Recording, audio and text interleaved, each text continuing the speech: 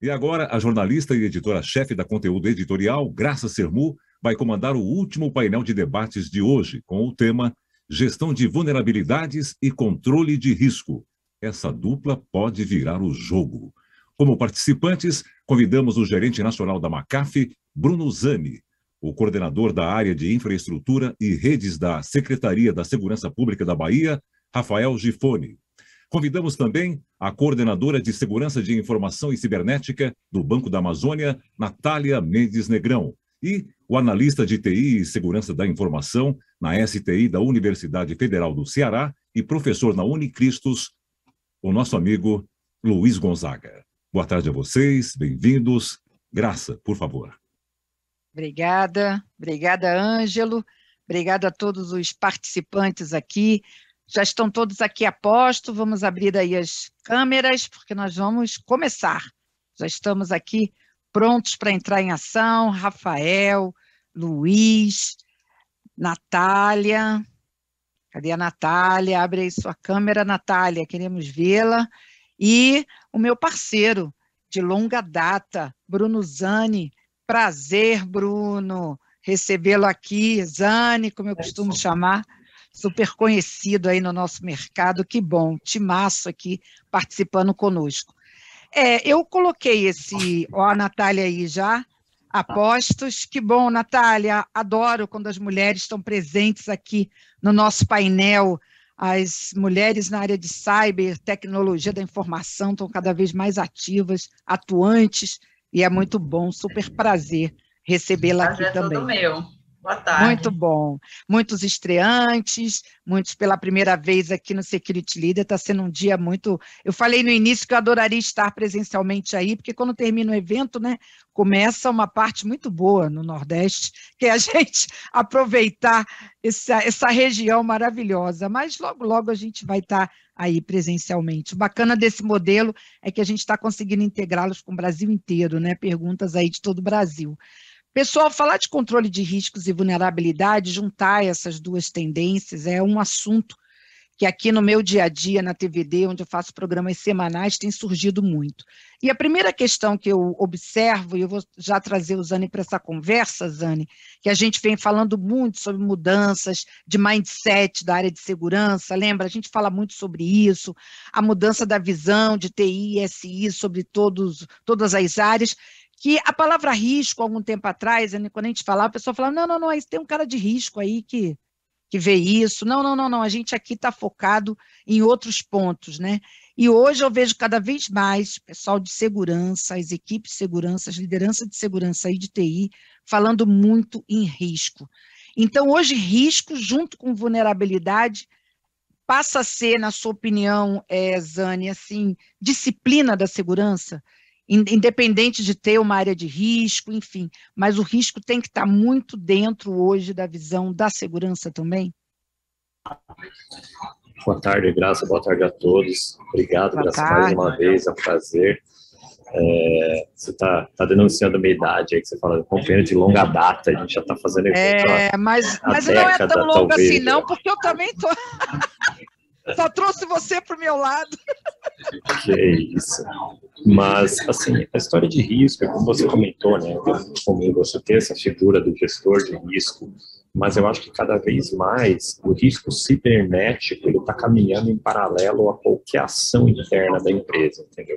Então, a área de segurança, muitas vezes o papel dela é dar a visibilidade desse risco. Eu falo muito aqui nas palestras, quando a gente conversa com o cliente, e a gente aprende um conceito chamado de risco residual, né, que é aquele risco que eventualmente você aceita. É um risco que você entende. Zani, desculpe te interromper, mas está tendo um pouquinho de eco aí. Será que você está com algum outro dispositivo de áudio aí aberto? Deixa eu ver se eu falar mais perto aqui melhora, não? Que sim. Vocês estão ouvindo também? Tem um pouquinho de eco aí na fala do Zani. Se aproxima um pouquinho, quem sabe melhora um pouco. Mas está ótimo, estamos acompanhando. Pode continuar. Qualquer coisa eu troco o fone aqui para ver se melhora também. Tá bom. Estava comentando aqui, muitas vezes você vai aceitar determinado risco, determinada quantidade de risco. E ok, acho que cada tipo de indústria vai ter um apetite de risco diferente, e o papel de segurança muitas vezes é dar visibilidade desse risco. Mas o que não pode acontecer, e eu brinco que o pior risco é o risco que você não sabe que existe, é o risco invisível, né, que ele não foi mapeado, ele não foi avisado a ninguém, e de repente um problema acontece. Aí, nesse caso, é realmente um grande problema. Então, eu acho que segurança, o negócio e outras áreas caminham em paralelo para conseguir dar visibilidade de todos esses riscos. E aí o negócio e as áreas vão tomar decisões em cima disso. Perfeito. Natália, o que o Zani colocou é muito interessante, né? O risco cibernético hoje, cada vez mais, ele é o risco do negócio, né? Hoje a gente não pode dissociar risco cibernético do risco da própria organização, e o que a gente está vendo aí acontecer no mercado é bem isso, né?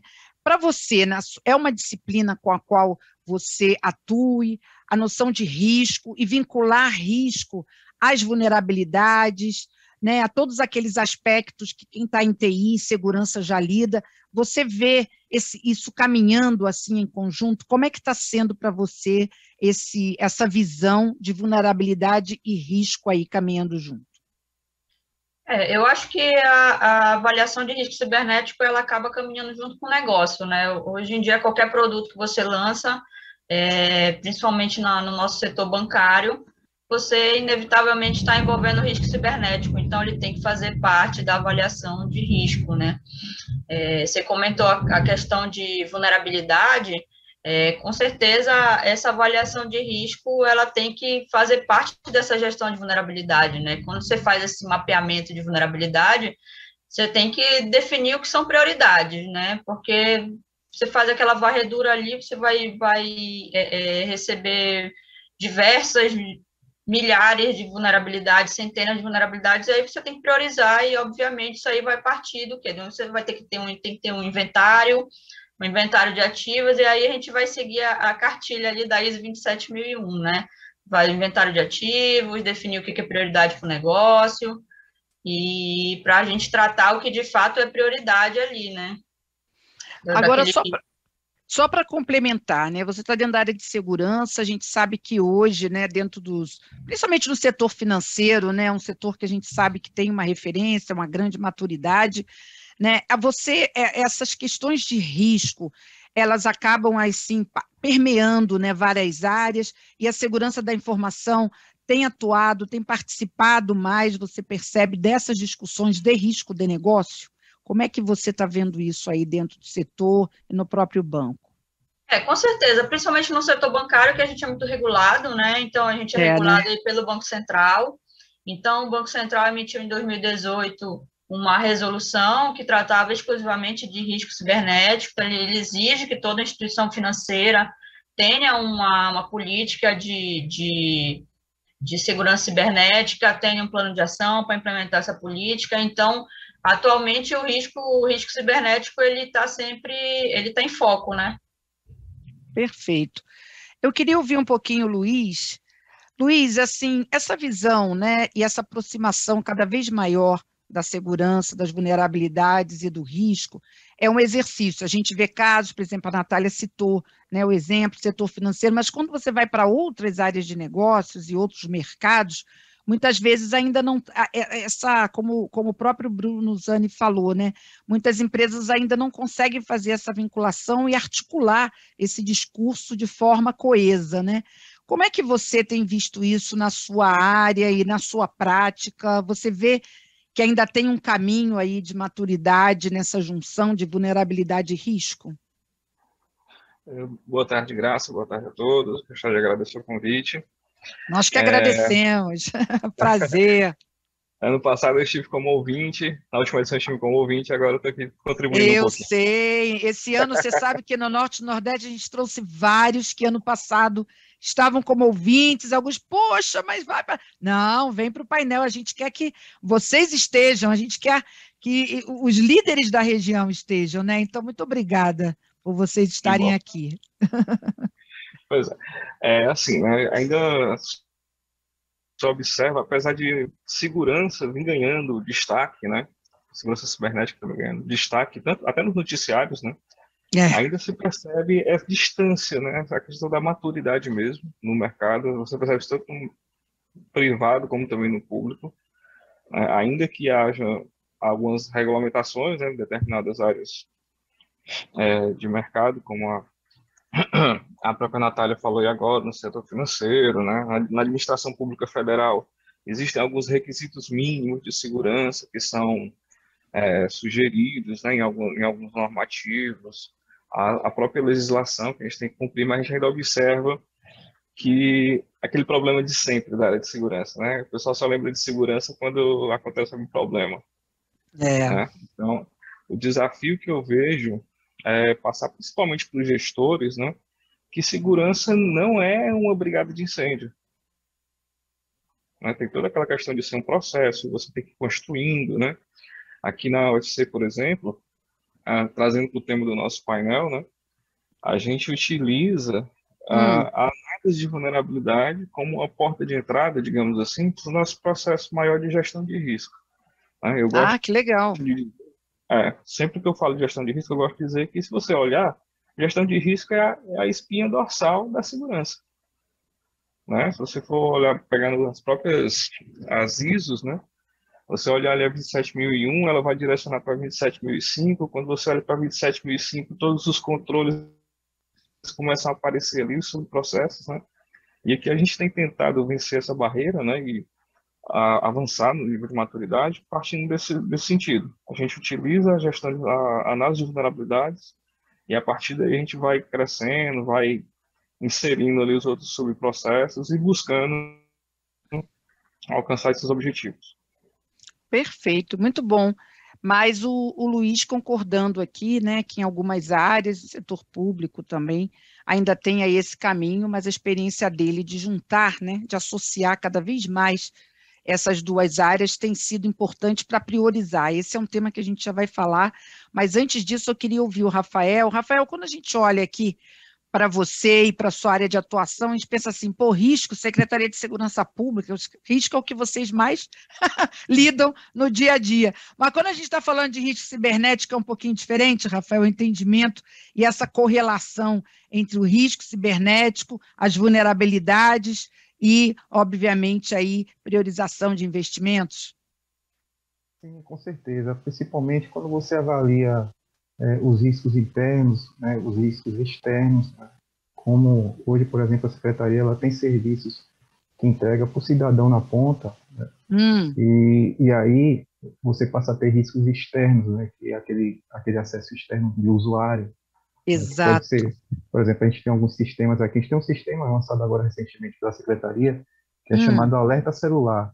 Né, que legal. Se o usuário perder hoje um celular aqui na capital baiana, ou no estado inteiro, né, ele pode registrar o e-mail do celular dele nesse sistema. E aí, a partir do momento que for registrada alguma ocorrência sobre esse celular, né, em algum local, ou que se esse celular foi encontrado em algum local, a gente consegue localizar ele através desse sistema. Então, tem que ser avaliado também o risco para acesso a esse sistema. Enfim, a gente tem, assim como o Luiz falou, a gente tem algumas ferramentas, a gente trabalha com algumas ferramentas de gestão de vulnerabilidades, e a gente avalia esses riscos externos, tanto externos como internos, justamente para avaliar não só o risco dos sistemas que a gente tem, no potencial risco dos sistemas, mas também o grau, né, de importância daquela vulnerabilidade, porque a ferramenta, né, de vulnerabilidade, além de mostrar, né, o risco daquele servidor, daquele sistema, ela vai mostrar o grau ali de urgência da correção, né, o período que essa vulnerabilidade ela foi divulgada, né, e o grande desafio que eu vejo na área de segurança, no que se refere à vulnerabilidade, é esse lapso temporal entre a divulgação da vulnerabilidade e a ação de correção, que acontece muito, às vezes, por exemplo, lançou-se uma vulnerabilidade ontem, né? Qual o lapso temporal que você vai ter para aplicar, por exemplo, um patch de correção de um Windows, né, ou de uma própria ferramenta Linux que você tenha, né? E aí que entra, por exemplo, uma ferramenta de IPS de host, aí que entra o Virtual Patch, ou o próprio IPS de perímetro de segurança, E aí você consegue, por exemplo, aplicar um virtual patch ali, ou aplicar uma correção, antes mesmo de você conseguir atualizar seu sistema. Porque muitas das vezes, dentro das empresas, a gente tem alguns sistemas legados, né, aqueles sistemas antigos que você não consegue atualizar. E aí, você com uma ferramenta dessa, né, essas ferramentas de host PS, de virtual patch, elas atuam na placa de rede da máquina. Então, ela não, a ameaça, né, ela não consegue ser explorada para dentro do sistema operacional. E aí você consegue diminuir bastante, né, até zerar o risco, dependendo da vulnerabilidade que for explorada. Então, é sempre importante essa atenção aí, no que se refere a risco, no que se refere a vulnerabilidade. Sempre trabalhando em conjunto ali para diminuir o máximo possível algum tipo de impacto, alguma situação, algum incidente de segurança. Sim, sim. Zani, esse ponto que o Rafael trouxe, eu acho muito importante. Muitos têm falado, né? A cada dia o número de vulnerabilidades ele só aumenta, né, Zani? E a gente tem, como ele falou aí, que equilibrar essa questão do número de vulnerabilidades e das correções, né? O quanto você acha que está se tornando muito difícil, né, a gente conseguir avançar nesse sentido, e o quanto é importante as soluções e as automações nesse processo, porque me parece que é por aí que surgem muitas brechas, né, que acabam comprometendo o ambiente. Você vê esse como um ponto crítico hoje, essa quantidade enorme de vulnerabilidades, Anne? Totalmente, Graça. Assim, a miscelânea de dispositivos e de coisas diferentes dentro da rede, Exato, que faz parte da transformação digital, que faz parte de toda essa evolução que a gente passa, elas trazem vulnerabilidades diferentes. E como o Rafael bem comentava, muitas vezes o risco não é que você vai acabar totalmente com ele, mas você tem controles mitigatórios. Né? A história do virtual patching, a história de você conseguir aplicar uma proteção que seja pela rede, eventualmente não no dispositivo, você aumenta essa janela de aplicação de patch. E não quer dizer que você vai deixar de aplicá-lo, mas de repente você não vai ter que aplicar com aquela urgência de saiu hoje, aplicar hoje. Né? E essa visibilidade de todos os dispositivos e todas as vulnerabilidades é muito, muito importante, porque eu acho que é praticamente impossível hoje uma rede média / grande você não ter algum ambiente vulnerável. Você vai ter. Mas se você sabe onde ele está, você sabe qual é o controle compensatório que você tem ali, e eventualmente você sofre um ataque, aquele ataque vai ser muito controlável, né? Não é aquela história, não é dizer que você não vai ter uma indisponibilidade, mas talvez você vai ter em 10 servidores, mas não em 1000, não em 2000. Tá? Então, é um pouco disso dos controles compensatórios e da visibilidade do risco, mas muito bem colocado pelo Rafael. Muito bom esse ponto, eu queria ouvir um pouco a Natália também sobre isso, Natália, na rotina, no dia a dia, lidar com essas vulnerabilidades e ter essa velocidade e ter essa capacidade de fazer frente a isso, é um trabalho bem, bem árduo, né? Como é que vocês estão lidando com isso no dia a dia, Natália? Bom, o setor financeiro, hoje, assim como todos os outros, todos são, né, atacados, né? A questão é até onde, né, o quanto que esses ataques conseguem avançar, gerar indisponibilidade. E isso representa também um número de vulnerabilidades muito alto. Como é que vocês estão lidando no dia a dia com isso, Natália?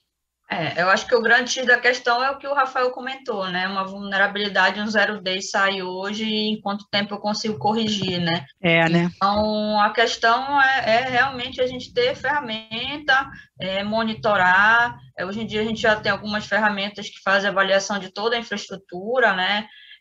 De alguns fornecedores, então já consegue aplicar patches em diversos tipos de servidores em paralelo. Então, para a quantidade de vulnerabilidade que a gente tem hoje em dia, com certeza essa automação ela é imprescindível, né?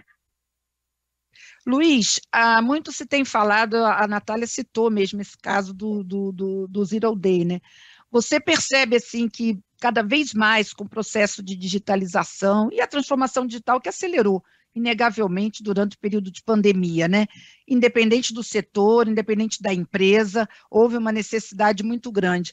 Você acha que acelerou também essas vulnerabilidades e até as vulnerabilidades de dia zero? Você sente que isso se tornou mais desafiador nesse período de pandemia? Nesse período de pandemia, né, o que agravou bastante, pensando nessa questão do Zero Day, é também a quantidade de acessos remotos aos sistemas organizacionais.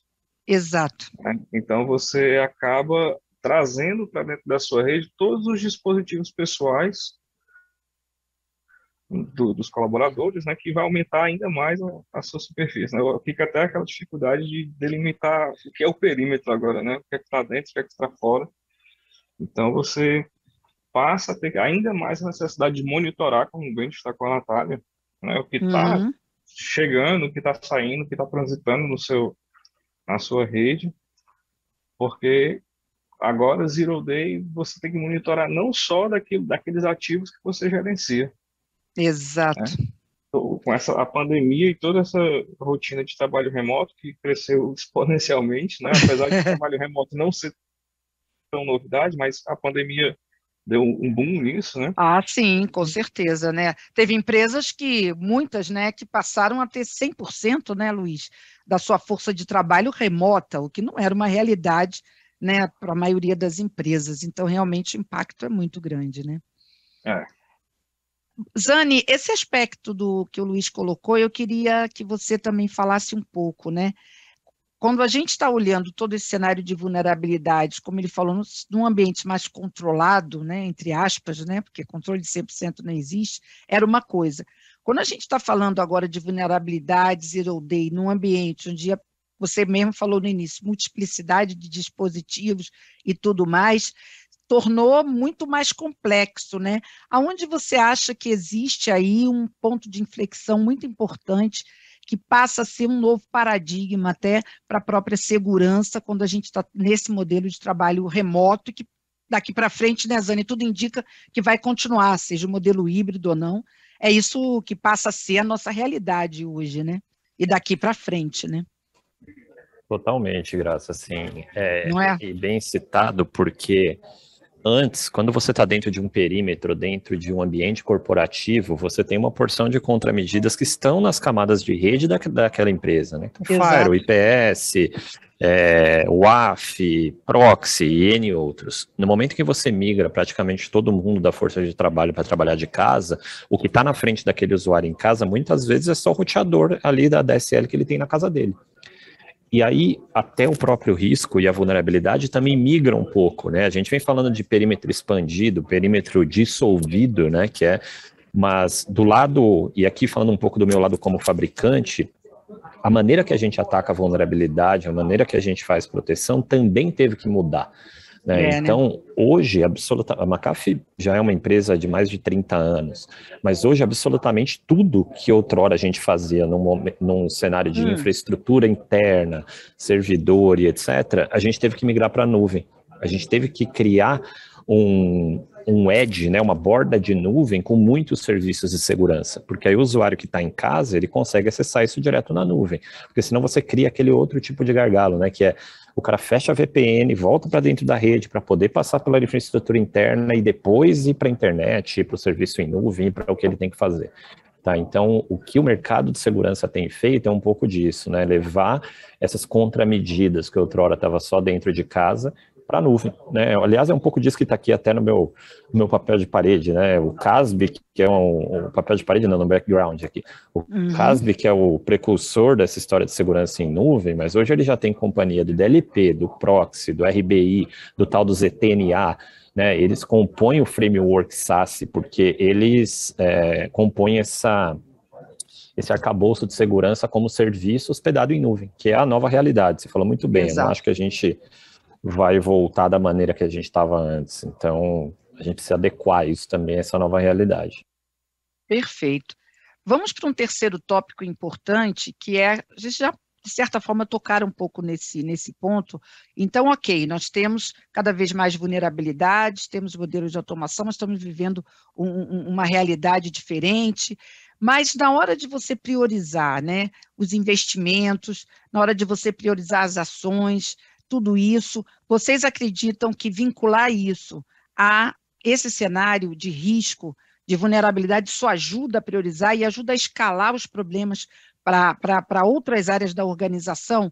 Rafael, como é que você vê isso hoje? Eu sei que no seu setor, né, o engajamento, o apoio da alta gestão, os investimentos, tudo isso é sempre uma batalha, né? Então, quando essa visão de risco fica mais clara, quando as vulnerabilidades são mais, né, prementes e apresentadas para a organização e vinculadas, você acha que isso mobiliza mais quem está de fora, olhando e pensando nos investimentos na área de segurança? Como é que você vê isso? Com certeza, o que você falou faz todo sentido. Né? Principalmente porque, muitas das vezes, os gestores, né, da área ou de fora da área não são, vamos dizer assim, não são conhecedores, né, do que se refere à segurança. Então, hoje em dia, se você for propor, por exemplo, um investimento em uma solução de vulnerabilidades, em um ZTNA, que é o que vocês falaram no debate anterior, porque hoje em dia o ZTNA está em alta por conta da quantidade de acessos aos VPN que aumentou e ficou inviável manter soluções VPN. Agora todo mundo está partindo para o ZTNA. Exato. E o risco, mostrar o risco ao negócio em si, né, aos sistemas, ao negócio, o fim da empresa, ou que dá dinheiro para a empresa, ou, por exemplo, o que dá retorno midiático para a empresa, é essencial você mostrar isso, até porque, como eu falei, né, essas pessoas, muitas das vezes, né, os grandes gestores, eles precisam dessa clareza de investimento. Você não pode chegar fornecendo, por exemplo, vamos comprar um firewall, vamos comprar um proxy, não. Chegar com a listinha, né? Aí não vai, porque ele muitas das vezes não sabe nem o que é aquilo, e aí você tem que explicar. Mas é muito mais fácil você, por exemplo, dizer que um investimento em proxy vai ajudar, por exemplo, na aplicação da política de segurança da informação da empresa. Você vai limitar sites, você vai... Então, isso é super importante. O que você falou faz todo sentido. É essencial. Natália, a turma acha, em geral, que isso é mais fácil no setor financeiro. É verdade, Natália? Você acha que é mais fácil escalar esse discurso e essa necessidade de investimentos? Porque muitos falam, no setor financeiro não vale, porque ali é mais fácil, o pessoal tem uma maturidade maior, compreende? A luta continua. A luta é árdua, mas eu acho que assim, né, bem Natália? por onde o Rafael comentou, no sentido de você trazer aquilo ali para a realidade da alta gestão, né? A gente fala ali de um CIEM ou de uma ferramenta de gestão de vulnerabilidade, e aí, às vezes, os gestores não sabem nem o que significa aquela sigla, né? Então, a gente tem que trazer aquilo ali para uma realidade. O que é um CIEM? O que vai fazer de fato? O que vai trazer de vantagem para a gente? Porque, querendo ou não, quem está lá em cima, ele está vendo, olhando o lucro, né? O que eles querem é o retorno financeiro. Exato. Então, eu acho que a gente tem que partir um pouco também para tentar ali jogar junto com essa carta aí, né? Eu tenho até uma pergunta interessante, vou colocar para o Luiz e depois acho que o Zani pode comentar também, já abrindo aqui com o nosso público as perguntas. O Max Moreira da Silva, Luiz, faz uma reflexão, uma pergunta, na verdade, sobre esse aspecto. Ele diz o seguinte: será que essa visão de segurança também não está meio engessada por conta de gestores de segurança que não ainda conseguem levar esse discurso como algo primordial para o andamento do negócio, ou até mesmo uma visão mais clara de prioridade e mitigação das vulnerabilidades? Então, ele faz uma meia-culpa aqui e joga um pouquinho para vocês uma provocação de que esse exercício também precisa ser feito do lado aí da segurança, dos gestores, dos líderes, enfim, de quem está envolvido com isso, porque como a própria Natália falou, não adianta escalar a questão usando uma terminologia, enfim, e todo esse discurso, né, muito próximo da segurança, tem que traduzir isso de verdade, né? Então, a vulnerabilidade, que para vocês é entendida assim, de uma forma muito clara, para eles tem que se transformar, na verdade, em perda, como ela falou. Você quer lucro, você vai ter menos lucro. Você vende produto, vai vender menos. Então, como fazer esse link, né, Luiz? Realmente, quando a Natália estava falando, eu estava pensando exatamente isso, né? Né? Os vocabulários entre a equipe de segurança e os gestores, né? Em alguns... É comum você encontrar uma distância aí nesses né? Conjuntos, nesses universos, né?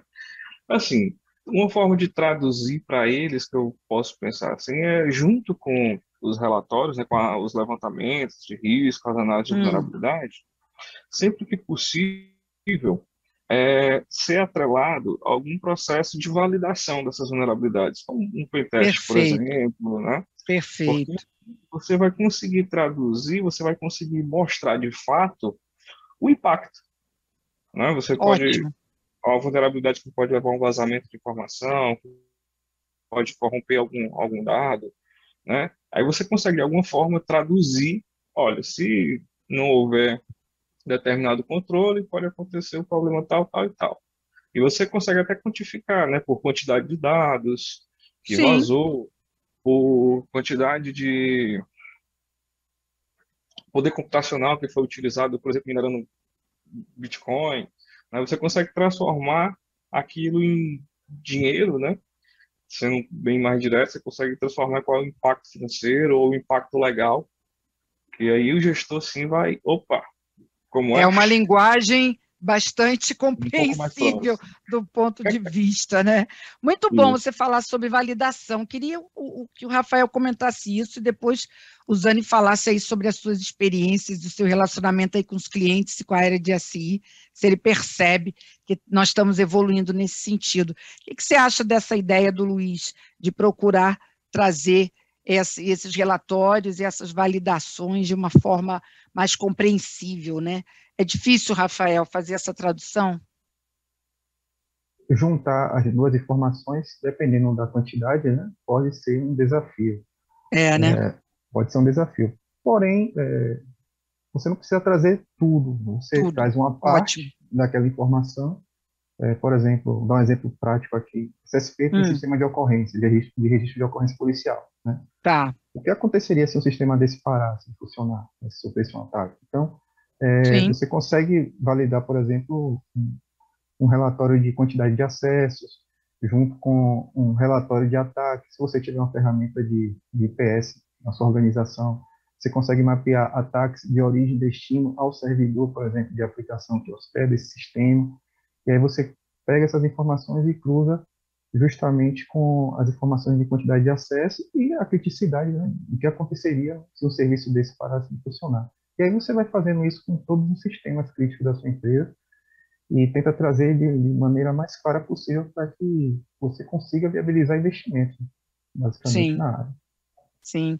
Zani, alguma dica? O que você tem acompanhado? Isso é um sonho de consumo aí antigo da área de segurança, né? Conseguir deixar de ser ROI, mas hoje o pessoal falou que deixou de ser ROI para ser DOI. E aí não é esse o caminho, né, Zani? Não adianta deixar de ser ROI para virar DOI, né? Que aí, aí não é o caminho correto, né? Infelizmente, né, Graça, a gente ainda aprende muito na dor, realmente, né? E tudo isso que vem acontecendo tem chamado atenção, sem dúvida.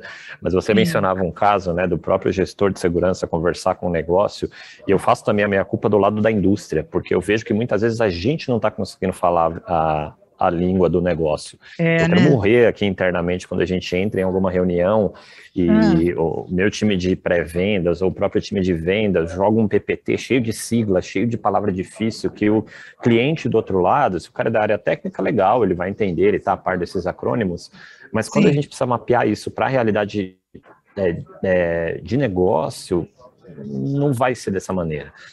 E respondendo diretamente a sua pergunta, sim, eu acho que a gente evoluiu nos dois caminhos. Eu acho que o mercado, o CISO, o gerente de segurança, ele está conseguindo falar mais com o negócio, o mercado está conseguindo falar mais, mas o negócio também está querendo escutar mais.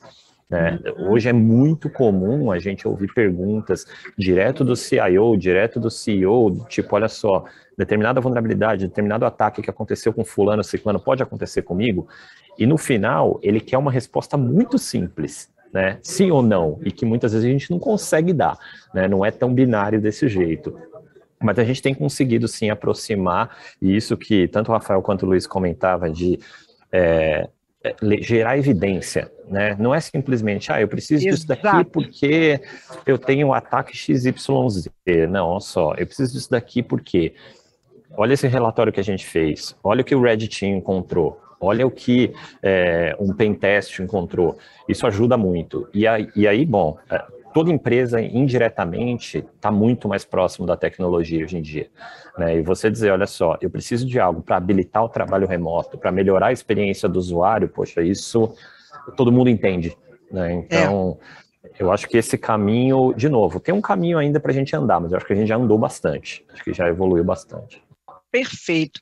Bem, eu vou trazer uma pergunta aqui, eu acho que dá tempo aí rapidinho da gente fazer uma última rodada. A pergunta da Renata Salina é bem interessante. Ela fala o quanto vocês acham que tudo isso que a gente está discutindo em relação a vulnerabilidades, a risco, se torna mais premente ou até, infelizmente, vocês estão usando ou podem usar a referência dos casos recentes que a gente vem vendo e acompanhando que tem acontecido, inclusive no Brasil. Então, outros têm feito esse comentário aqui ao longo do dia todo, né? É impossível a gente não acompanhar de perto tudo que está acontecendo, né? A cada dia tem um caso novo, cada vez mais próximo, cada vez em setores, né, mais impactantes. Então, eu queria uma rodada final. Natália, né, a gente viu coisas acontecendo em varejo e tal, até que setor financeiro a gente ficou um pouquinho aí um tempo sem acompanhar um grande caso, mas você percebe que cada vez que tem um incidente de grande proporção, isso é um impacto, mas acaba também ajudando um pouco no sentido das pessoas entenderem, de modo geral, dentro da organização, quanto que a segurança hoje é primordial dentro do próprio negócio. O que você acha disso? Eu acho que esses casos mais famosos, inclusive recente, né? A gente teve o caso da Renner recentemente. Isso, foi Fleury, com certeza né? um grande impulsionador, assim, inclusive para esse assunto que a gente estava comentando, né? Para o negócio ver que está chegando perto, né? E pode acontecer com a gente, não é só nos Estados Unidos que acontece, não é só na Europa que acontece, né? E acontece um ataque de ransomware para tudo. Quer dizer, a Renner tem pontos físicos, loja física, e a loja física parou também, né? Não foi só a loja online, parou tudo. E você comentou do setor financeiro, semana passada teve uma situação no Banco do Equador também. Exato, então, é verdade. Então, esse fim de semana teve um caso também numa empresa de outsourcing, de call center, que afetou indiretamente outros bancos, né, que eram clientes dessa empresa. Então, é diário, assim, a gente já está recebendo uma enxurrada de notícia, está ficando cada vez mais preocupante, com certeza, levantando os cabelos aí. Verdade, verdade. Rafael, o que você acha? Você acha que os casos, né, embora a gente fale que infelizmente, né, porque a gente não está aqui torcendo, ao contrário, mas quando eles acontecem, eles acabam realmente abalando muito, mas também sendo referências, né, para que as empresas vejam que pode acontecer com qualquer empresa a qualquer momento, né? Com certeza. O caso da Renner, como a Natália falou, foi bem incrível, emblemático, né? Foi bem impactante, né? O que aconteceu parou praticamente boa parte das lojas, né, da empresa. E realmente o investimento ele tem que ser constante, né? A segurança da informação, assim como as vulnerabilidades, né, as ameaças, elas evoluem, os investimentos, o conhecimento ele tem que ir junto. A gente não pode parar. Exato. O setor público também está tendo, né, Rafael, em todas as esferas, o setor público também está sendo muito visado, né, Rafael? Com certeza. O setor público federal, principalmente, né? Está sendo muito visado. Sempre tem um ou outro caso que acontece. Mas é aquilo, o ideal mesmo, como a gente já falou aqui, é buscar sempre conhecimento, investir. Uma coisa que a gente não falou, mas é importantíssima, principalmente no que se refere a ransomware, é o backup. Né? Tem que investir bastante em backup, porque muitas das vezes o ransomware é lançado e a vulnerabilidade não é nem divulgada. Né? E aí você não consegue nem aplicar um patch, um virtual patch ou uma assinatura. Bem lembrado. Né? Então, se for um caso desse tipo, por exemplo, mesmo você com toda a sua conformidade de segurança, né, com todas as suas ferramentas aplicadas e funcionando, ativas, você não consegue evitar o que ele vai passar, porque sua ferramenta ela não conhece aquela assinatura e essa vulnerabilidade ela pode ser explorada. E aí que entra o backup, é o que vai salvar a empresa, vamos dizer assim, se houver um ataque desse tipo aí. Muito bom, bem lembrado. Luiz, rapidinho, Luiz, que a gente já está aí avançando, mas eu queria ouvi-lo sim sobre isso, porque eu acho que impacta todas as organizações, né? O caso, quando ele ganha uma dimensão como esse que nós estamos citando e outros. Recentemente, a própria Natália lembrou do caso da Atento, que agora também impactou bastante. Quer dizer, infelizmente, nós estamos tendo que lidar no dia a dia com todos esses casos que estão sendo notificados. Nós não estamos falando de nada que não se saiba, porque as empresas agora estão num outro patamar e precisam notificar todos esses casos, né? Mas são casos que levam a lições aprendidas também, né, Luiz? Com certeza, chamar a atenção e interessante, né, como foi falado agora há pouco, tem chamado a atenção dos clientes, né? Os clientes podemos também para os gestores, né, do cara chegar falando, olha, o ataque que aconteceu com a Renner, por exemplo, será que aconteceria aqui, né? Então, isso vai facilitar as equipes de segurança, né, até aquele apoio que é necessário para fazer qualquer coisa na área, né? E também, por um ponto de vista das organizações, a necessidade de investimento nessa equipe, né, montar uma equipe de segurança ou ir atrás de parceiros de negócio que forneçam serviços de segurança, porque a qualquer hora pode bater na sua porta e você tem que estar protegido, né? E eu queria pegar só um gancho na fala do Rafael aí com relação ao backup, né? Sim. E às vezes o pessoal pensa que o backup é simplesmente a cópia. Né? Não é ter uma cópia, né? Tem que lembrar que essa cópia você tem que ter redundância da cópia, uma cópia off-site, você fazer a verificação daquela cópia, né? Que muitas vezes o cara deu pau, levanta um backup, quando você vai ver o backup está com problema. E aí, faz o quê? Exato. Então, são questões que vão surgindo assim que tem que ser levado em consideração com bastante atenção. Muito bom, muito bem lembrado também. Várias dicas aqui, o pessoal que está nos acompanhando aqui, falando que esse painel está maravilhoso, muitos perguntando aqui, são várias dicas, vamos sim disponibilizar, não sei se hoje ainda, mas entre hoje e amanhã, no máximo segunda, os painéis vão estar disponibilizados sim. Zane, chegamos ao fim, adoraria ficar mais tempo com vocês, mas realmente não posso nem ocupá-los, né, nem ultrapassar muito tempo, mas essa rodada final aqui, Zane, é muito interessante, né? Os casos que nós temos acompanhado, ele realmente, eles são referência, infelizmente, né, como eu falei, mas são referência para as empresas se preocuparem cada vez mais e olharem para todos esses aspectos, né? Você sente isso também, Zane, que a cada fato, cada caso que ganha uma repercussão abala aí o setor como um todo? Sem dúvida, eu conversava sobre isso até com o nosso parceiro a PGIDB e agradecê-los pelo convite aqui também. Semana passada a gente se encontrou e o que a gente começou a ver em alguns desses casos que a gente atuou em resposta a incidente é que essa cadeia logística do ataque, vamos dizer assim, ela dura muito tempo. Para você ter uma ideia, o que a gente já viu acontecendo, vocês falavam de backup e a gente já viu as empresas voltando o backup no momento de uma crise e esse backup estava infectado. Entendeu? Esse backup tinha script de ransomware. E aí você volta o backup e passa um tempo, o problema acontece de novo. Então, aquela história que a gente falava no início, né, de mapear os riscos e entender em cada uma das fases, vai ajudar essa cadeia logística, porque às vezes o ransomware está lá há meses, ele só não foi detonado ainda. Tá? Hoje falamos aqui, Zane, até de 4 meses, teve um exemplo aqui em off, mas enfim, não falou a empresa, mas que foi um caso que ficou 4 meses um ransomware, até ele se manifestar. A gente percebe isso, porque esse trabalho logístico, entre aspas, né, de fazer a infecção, ele passa por várias etapas, e o cara só detona no momento em que ele sabe que ele vai causar um estrago grande. Né? Então, às vezes, quando a gente consegue antecipar um pouco a detecção, porque a gente conhece a vulnerabilidade, porque a gente conhece o ambiente, e diz, olha só, eu encontrei o gatilho aqui em uma dezena de máquinas, a gente para aquilo ali antes e não deixa o problema acontecer. Tá, mas é um pouco desse ciclo inteiro, né? Infelizmente ou felizmente, eu digo, né? Porque senão talvez eu e muita gente não teria um emprego. Não é um assunto tão simples, né? Ele é complexo, mas a gente precisa atacar isso também no nível de negócio para que o negócio entenda que precisa dedicar atenção para isso. Não tem jeito, né? A atenção vai ter que estar lá, o investimento vai ter que estar lá, mas é um tema complexo. Tá. Mas, bom, você comentou sobre o final, agradecendo a todos, agradecendo novamente a PGIDB, você também, todos os participantes, foi um prazer estar com vocês novamente.